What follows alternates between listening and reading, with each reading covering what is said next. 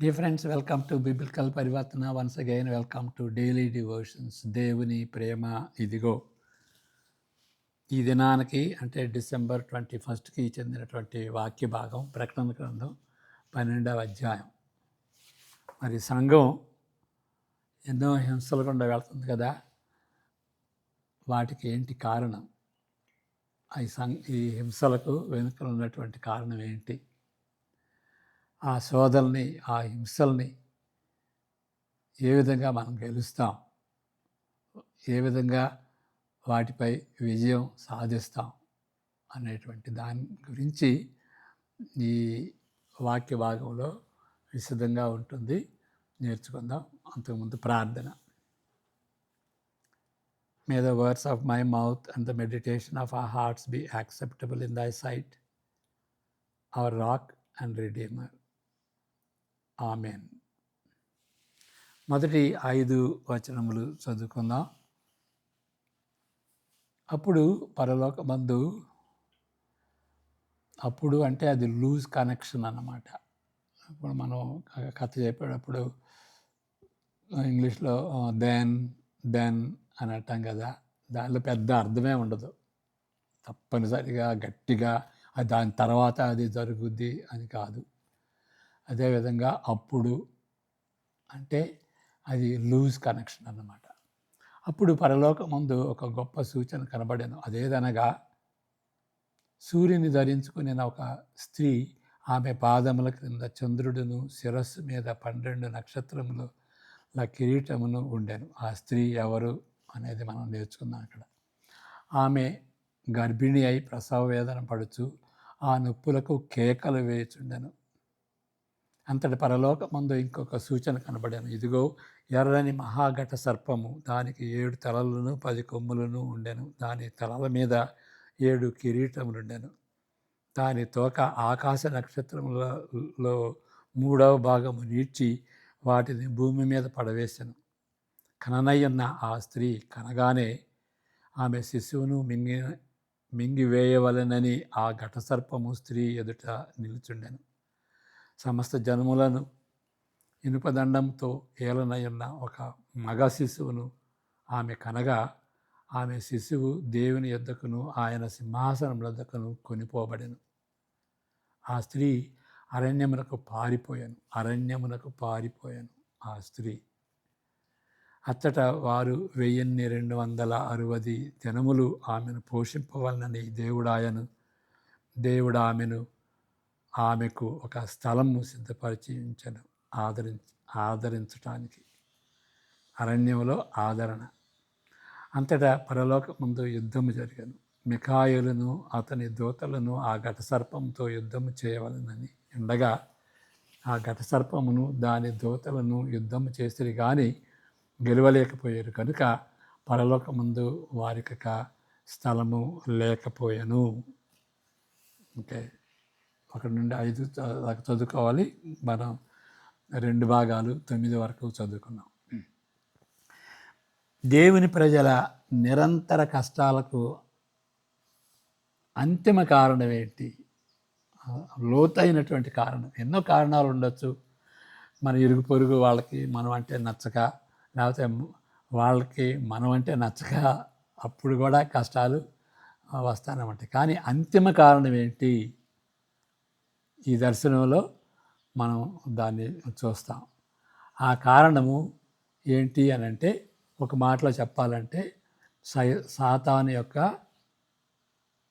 కోపం, అంతేగాని మరొకటి కాదు.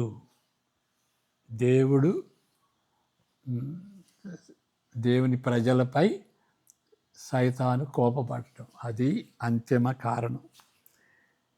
ఈ అధ్యాయంలోని స్త్రీ మరియా అని అంటారు, కానీ కాదు. దేవుని ప్రజలను సూచించే ఒక రూపం. దేవుని ప్రజలు, ఓల్డ్ టెస్టిమెంట్, న్యూ టెస్టిమెంట్, దేవుని ప్రజలను సూచించే ఒక రూపం. ఆమె నుండి యేసు సమస్త జనములను ఇనుపదండముతో ఏలనయున్న కుమారుడు ఉద్భవించెను అని 5వ వచనంలో మనం చూస్తాం. దాన్ని బట్టి మరి యేసుక్రీస్తు తల్లి మరియా అని అంటాం. కానీ తర్వాత వచనాలు బట్టి మనం గ్రహించేది ఏంటంటే మరియా కాదు అని. అయినప్పటికీ ఆమె కేవలము ఇశ్రాయేలు కాదు, మరియా కాదు, ఇశ్రాయేలు కూడా కాదు. ఎందువలనగా యేసు దేవుని యొద్దకు ఆరోహణమైన తరువాత, అది ఇశ్రాయేల్ అయితే ఇది ఆరోహణమైన తర్వాత జరిగేటువంటిది. యేసు పుట్టినటువంటి పిల్లవాడు ఆరోహణుడయ్యాడు, ఆరోహణుడైన తర్వాత జరిగినటువంటిది. కాబట్టి ఇశ్రాయేలుకి ఎంత చెందుతుంది అది? ఆ స్త్రీ దేవుని ఆజ్ఞలు గైకొనుచు యేసును గూర్చి సాక్ష్యమిచ్చుచు, యేసును గూర్చి సాక్ష్యమిచ్చుచు. ఇశ్రాయేలీలు ఇస్తున్నారా? అది కాదు. ఉన్నవారైనా ఆమె సంతానములో శేషించిన వారు, శేషులు, ఆమె సంతానంలో శేషించిన వారితో ఉండిపోయినది. 17వ వచనం చదువుకుందాం ఇక్కడ. అప్పుడు మరలా చదువుకుందాం, కానీ ఈ సందర్భంలో ఇది చదవాలి. అందుచేత ఆ ఘటసర్పము ఆగ్రహము తెచ్చుకొని దేవుని ఆజ్ఞను గైకొనుచు యేసును గూర్చి సాక్ష్యమిచ్చుచు, యేసును గూర్చి సాక్ష్యమిచ్చుచున్న వారైన ఆమె సంతానములో శేషించిన వారితో యుద్ధము చేయుటకై బయలు వెడలి సముద్ర తీరమున నిలిచెను. కాబట్టి అది మరియమ్మని సూచించట్లేదు, ఇశ్రాయేలుని సూచించట్లేదు. మరి ఎవరిని సూచిస్తుంది అని అంటే దేవుని ప్రజలు. వాళ్ళు యూదులుగా విశ్వాసులైనటువంటి వాళ్ళు కావచ్చు, అన్యులుగా విశ్వాసులైనటువంటి వాళ్ళు కావచ్చు. దేవుని ప్రజలు, దాన్ని సూచించేటువంటి ఒక రూపం. ఈ అధ్యాయంలో సాతాను యేసును నాశనం చేయుటకు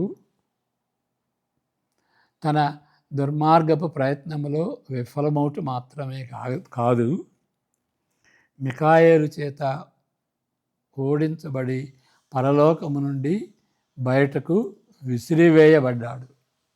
7 నుండి 9 వరకు మనం చదువుకున్నాం. వాడు భూమికి విసిరివేయబడ్డాడు. భూమికి పరిమితమై ఉండుటకు, ఇక భూమికే పరిమితమై ఉండాలి కాబట్టి దానికి లిమిట్స్ పెట్టాడన్నమాట దేవుడు. ఆ సైతానికి పట్టి కోపపడింది. ఇక్కడికి నేను ఇక్కడే ఉండిపోవాలి, భూమికే పరిమితమై ఉండాలి అనేటువంటి ఆ కోపంతో, అలాగే తన సంపూర్ణ నాశనానికి ముందు తనకు సమయము కొంచెమే అని తెలుసుకొని, 12-13 వచనాలు కూడా చదువుకుందాం. వాడు ఆ స్త్రీ పట్ల, ఆమె సంతానము పట్ల కోపముతో నిండి ఉన్నాడు. ఇక్కడ 2 కారణాలు ఉన్నాయి. ఎందుకు సైతానికి కోపం సంఘం మీద అనంటే, దాని సమయం కొద్దిది అని తెలుసుకున్నాడు. ఇక కొద్ది సమయం నేను ఉండేది, నాకు తీర్పు జరుగుద్ది, ఈ కొద్ది సమయంలోనే నేను చేయగలిగినంత చేయాలి అనేటువంటి కోపం.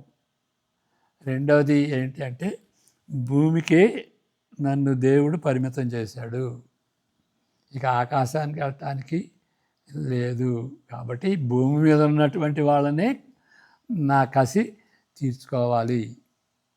ఈ 2 కారణాలన్నమాట కోపపడింది.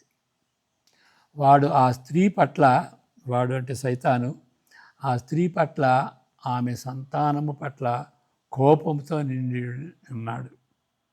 ఇక మిగిలిన అధ్యాయంలో అతని దాడిని ఆ స్త్రీ, ఆమె పిల్లలపై, క్రైస్తవులమైన మనపై పాత నిబంధన నుండి తీసుకోబడిన చిహ్నాలతో నిండిన భాషలో వివరిస్తున్నది. కాబట్టి ఇది మనం గమనించాలి. ఈ భాష తీరు ఎట్లా ఉంటుందంటే, ఇక్కడ పాత నిబంధన ఇప్పుడు యూదులు రాశారు క్రొత్త నిబంధనని. యోహాను యూదుడు, ప్రకటన గ్రంథం రాసినటువంటి యోహాను యూదుడు. ఎవరికి రాశాడు అంటే, యూదా బ్యాక్గ్రౌండ్ నుండి వచ్చినటువంటి ఆ సంఘం. యూదులు యేసుక్రీస్తు శిష్యులయ్యారు. కాబట్టి దీన్ని బట్టి ఆ పాత నిబంధనలో ఆ పాత నిబంధన యొక్క భాష తీరు వాళ్ళకి బాగా అర్థమవుతుంది. కాబట్టి ఆ భాషలో ఆ భాష ఆ భాష తీరుని పాత నిబంధన అర్థం చేసుకుంటే మనకు అర్థమవుతుంది అన్నమాట ఏంటి అని. అంతేగాని అక్షరాల అదే జరుగుద్దని కాదు. ఆ భాష తీరు పాత నిబంధన తీరులో ఉంటుంది. ఇక్కడ గమనించాల్సింది, పాత నిబంధనని ప్రకటన గ్రంథం రేర్గా కోట్ చేస్తుంది. బట్ ఇట్ విల్ సైట్, అంటే దాన్ని పాత నిబంధనని దృష్టిలో పెట్టుకుని చెబుతుంది. ఒకటి. రెండో విషయం గమనించాల్సింది ఏంటంటే, పాత నిబంధనలో ఉన్నటువంటి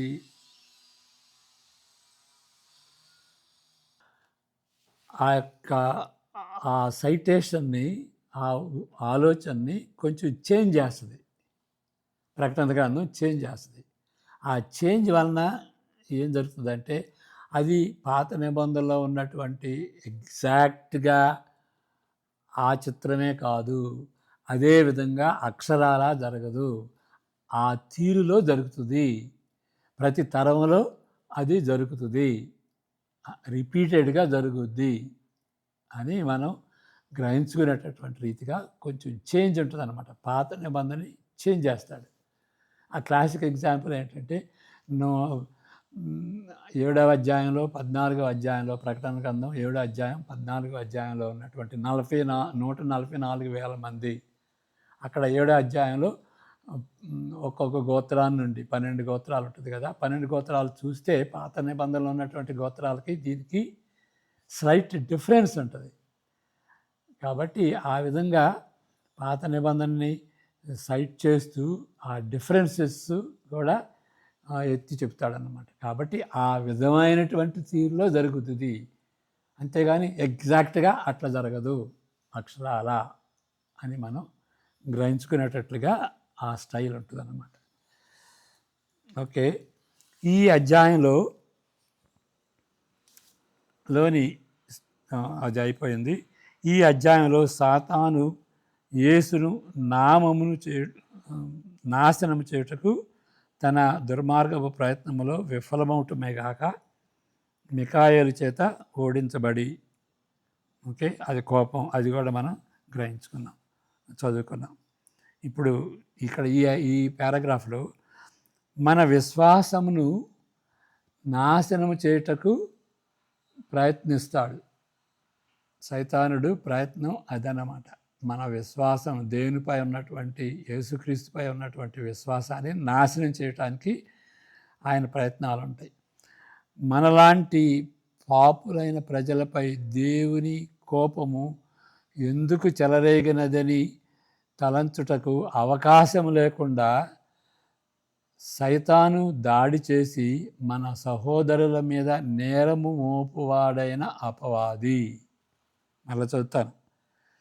దేవుని మనలాంటి పాపులైన ప్రజలపై దేవుని కోపము ఎందుకు చెలరేగినదని తలంచుటకు అవకాశం లేకుండా సైతాను దాడి చేసి, అంటే దేవుని కోపం మన మీద పడుతుంది కాబట్టి మనం దేవుని వైపుకి తిరగాలి అనేటువంటి అవకాశం లేకుండా సైతాను దాడి చేస్తాడనమాట. మన సహోదరుల మీద నేరం మోపుతాడు. అది వాళ్ళని బట్టయ్యా, దేవుని బట్టి కాదు అన్నట్టుగా, ఈ సహోదరుని బట్టే మీకు వచ్చింది అని ఆ సహోదరుల మీద నేరం మోపుతాడు ఈ సైతానుడు. సైతాను పేరు అపవాది, అంటే అక్యూజర్ ఆఫ్ ద బ్రదరన్. సహోదరుల మీద నేరం మోపేటువంటి వాడు అపవాది. కానీ ఒక కీలకమైన వచనంలో ఈ విశ్వాసులు దయ్యమును ఏ విధంగా జయించలో పేర్కొంటున్నాడు. చదువుతాం. 10, 11, 12 ఈ 2 వచనాలు చదువుదాం. మరి ఒక గొప్ప స్వరము పరలోకమందు ఇలాగు చెప్పుట వింటిని, రాత్రింబగళ్ళు మన దేవుని ఎదుట మన సహోదరుల మీద నేరము మోపువాడైన అపవాది పడద్రోయబడి ఉన్నాడు కనుక ఇప్పుడు రక్షణయు శక్తియు రాజ్యమును మన దేవుని వాయను, ఇప్పుడు అధికారము ఆయన క్రీస్తుదాయను. వారు గొర్రెపిల్ల రక్తమును బట్టియు, ఎట్లా ఏ విధంగా మనం అనుకున్నాం కదా, ఈ శోధనలపై ఏ విధంగా క్రైస్తవులు విజయం సంపాదిస్తారు అనేదానికి జవాబుగా ఈ ఈ వచనం ఉంటుంది. 11వ వచనం ఇది కీలకమైనటువంటి విషయం. మళ్ళీ చదువుతాను. వారు గొర్రెపిల్ల రక్తమును బట్టియు తామిచ్చిన సాక్ష్యమును బట్టియు వారిని జయించుతున్నారు, కానీ మరణము వరకు తమ ప్రాణములను ప్రేమించిన వారు కారు. ఓకే, ఏ విధంగా విజయం సంపాదించారు అనేటువంటిది. మొదటిది, వారు గొర్రెపిల్ల రక్తమును బట్టియు విజయం సంపాదించుకున్నారు. బట్టి, గొర్రెపిల్ల రక్తమును బట్టి అంటే అర్థం ఏంటి అంటే దాన్ని ఆధారం చేసుకొని, గొర్రెపిల్ల యొక్క రక్తమును ఆధారం చేసుకొని అతని ఆరోపణలన్నీ, సైతాను ఆరోపణలన్నీ మన ముందు ఉంచబడినవి. వాటిల్లో చాలా వరకు పూర్తిగా సమర్థవంతమైనవి. అంటే సైతానుడు మన మీదకి ఆరోపణలు తీసుకొస్తాడు, ఎందుకంటే మనం పాపులమే. ఆ ఆరోపణలకి చాలా వరకు మనం తగి ఉన్నాం. మరి ఒక స్టోరీ చెప్పబడింది కదా, మార్టిన్ లూథర్ కింగ్ కాదు, మార్టిన్ లూథర్ రిఫార్మర్.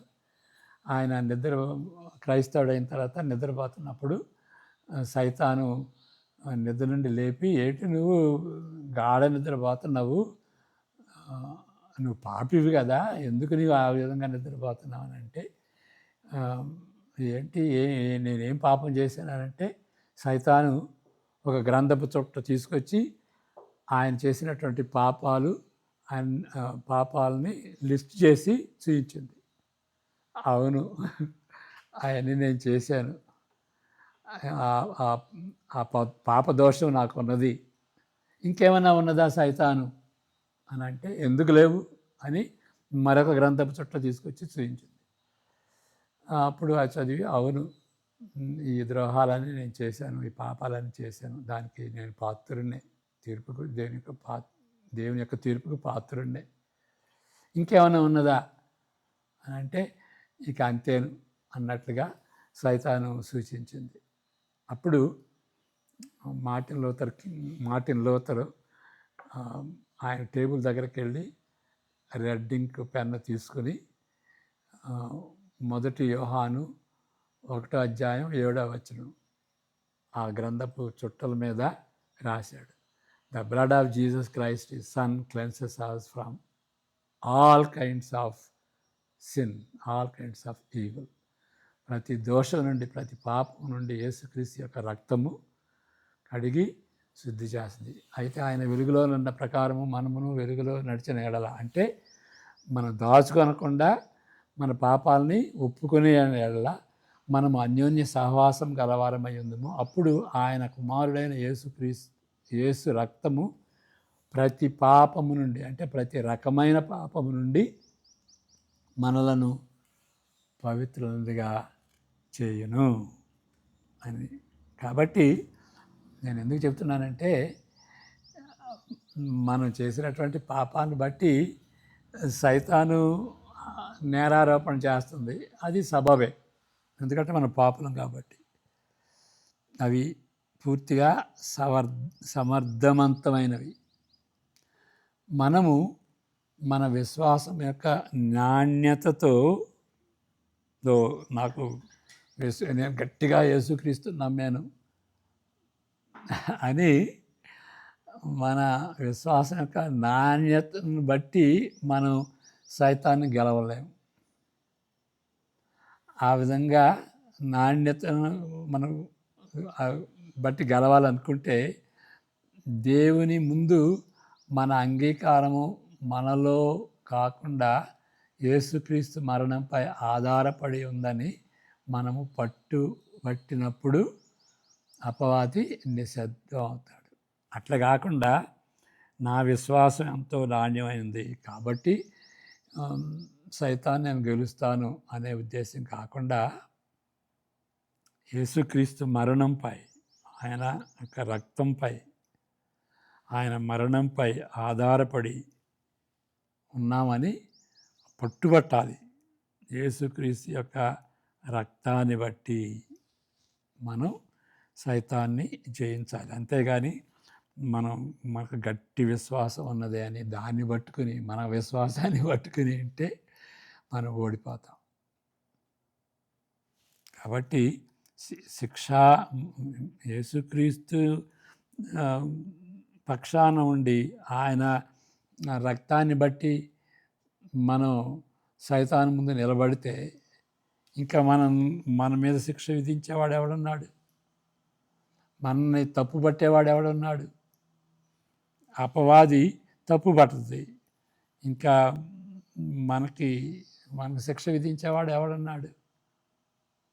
పౌలు ఆనందంగా చెబుతున్నాడు కదా, రోమా 8:34 మృతులలో నుండి లేచిన వాడును దేవుని కుడి పార్శ్వమున చనిపోయిన యేసుక్రీస్తు యేసే, అంతేకాదు మృతులలో నుండి లేచిన వాడును మృతులలో నుండి లేచిన వాడును, మృతులలో నుండి రక్తం కార్చి లేచిన వాడును, దేవుని కుడి పార్శ్వమున ఉన్నవాడును, మన కొరకు విజ్ఞాపన కూడా చేయువాడును ఆయనే. కాబట్టి మనకు విరోధి ఎవడు? మన నిర్దోషత్వమును కాపాడుటకు మరి వేరొక ఆధారం లేదు, మరొక అవసరం కూడా లేదు. యేసుక్రీస్తు ఆయన మరణ పునరుద్ధానాలు మనకు చాలు. సైతాన్ని గెలవాలి అంటే సిలువ, అంతేగాని మన విశ్వాసం కాదు. రెండవ విషయం, ఏ విధంగా సైతాన్ని మనం గెలవచ్చు? తామిచ్చిన సాక్ష్యమును బట్టి వారిని జయించి ఉన్నారు అని మనం ఈ 11వ వచనంలో మనం చదివాం. దాని అర్థం తరచుగా తన సాక్ష్యం ఇచ్చారని కాదు. నేను సాక్ష్యం చెప్పాను చర్చిలో, ఆ విధంగా సైతాన్ని జయించాలని, అది కాదు. నిరంతరము యేసుక్రీస్తుని గూర్చిన సాక్ష్యం. యేసుక్రీస్తు ఏ విధంగా సాక్ష్యం ఇచ్చాడు, ఏ విధంగా సాక్ష్యం ఇస్తూ మరణించాడు? క్లుప్తంగా చెప్పాలంటే నిరంతరము వారు సువార్తను ప్రకటిస్తున్నారు. సువార్త ఏం చెబుతుంది? యేసుక్రీస్తు శిలువలో ఇచ్చినటువంటి సాక్ష్యం గురించి చెబుతుంది. అది సువార్త. ఆ సువార్తను ప్రకటించడాన్ని బట్టి మనం సైతాన్ని జయిస్తాం.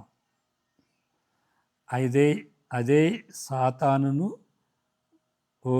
ఓటమిని సూచిస్తున్నది. సువార్త ప్రకటించినప్పుడు సైతాను ఓటమిని సూచిస్తుంది. మనం సువార్త చెప్పకుండా నిశ్శబ్దంగా ఉంటే అప్పుడేం జరుగుతుంది? సైతానుడు గెలుస్తాడు. సైతాన్ని ఓడించాలంటే సువార్త ప్రకటించాలి. అది సాక్ష్యం చెప్పటం అంటే. మూడవది, మరలా ఆ వచనం మరలా చదువుకుందాం. 12వ అధ్యాయం 11వ వచనం. ప్రకటన 12:11 కీలకమైనటువంటి విషయం కదా. ఏ విధంగా మనం సైతాన్ని ఓడించాలి? మరణము వరకు, చివరి భాగం, మరణము వరకు తమ ప్రాణములను ప్రేమించిన వారు కారు. మరణము వరకు తన ప్రాణములను ప్రేమించిన వారు కారు. అది ఫిలిప్పీ 1:21లో అదే విషయం పౌలు కూడా చెబుతున్నాడు. నా మట్టుకైతే బ్రతుకుట క్రీస్తే, చావైతే లాభం. అంటే దాని అర్థం ఏంటి? ఆయన మరణించడానికి సిద్ధపడుతున్నాడు. చనిపోతే చనిపోతానని. ఇంకేమంటున్నాడు? మరణిస్తే నాకు లాభం అంటున్నాడు. మరణం నాకు అపజయం కాదయా. యేసుక్రీస్తు గురించి నేను మరణిస్తే నాకు అది విజయం అనేటువంటి వ్యక్తిని మనం ఏం ఓడిస్తాం? మరణానికి సిద్ధపడటమే కాకుండా మరణమే విజయంగా ఎంచుకునేటువంటి వాడిని ఇంక ఓడించే ఎట్లా ఓడిస్తాం? అది ఆ విధమైనటువంటి రీతిగా మనం వాళ్ళు కానీ మనం కానీ సైతాన్ని గెలవటానికి వీలవుతుంది, సాధ్యమవుతుంది. ప్రార్థన చేసుకుందాం. యెహోవా నిన్ను ఆశీర్వదించి కాపాడును గాక. తన సన్నిధి కాంతిని నీపై ప్రకాశింపజేసి నిన్ను కరుణించును గాక. ఆయన తన సన్నిధి కాంతిని నీపై ఉదయింపజేసి నీకు సమాధానము కలుగజేయును గాక. ఆమెన్. God bless you.